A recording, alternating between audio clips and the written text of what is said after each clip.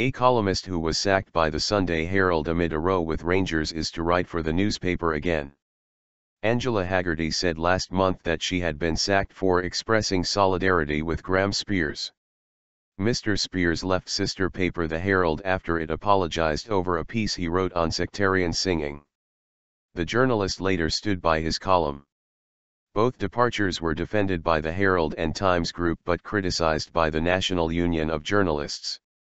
Posting on Twitter, Ms. Haggerty said, "Great news folks, drumroll, delighted to say I'll be returning to my column in @ Sunday Herald from this Sunday." Smashing. Ms. Haggerty's return was confirmed by the Sunday Herald. Legal advice.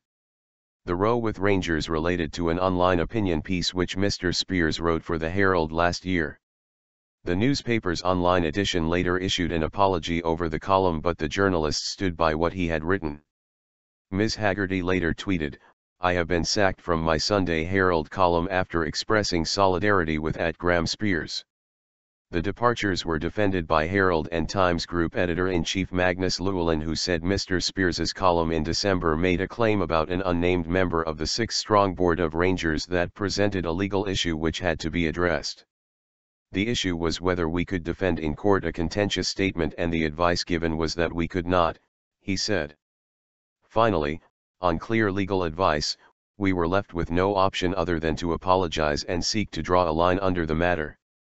Mr. Llewellyn added, "After the apology was published we had to abide by it and the spirit in which it was published.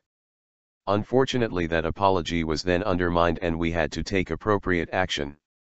The departures at the Herald and Times Group were strongly criticized by NUJ General Secretary Michelle Stanistreet. She said, "It is outrageous that commercial meddling has led the Herald to sack a respected columnist. This pandering to the mob does the freedom of journalism and the reputation of the Herald no favors. We call on the editor to reinstate these columnists at once."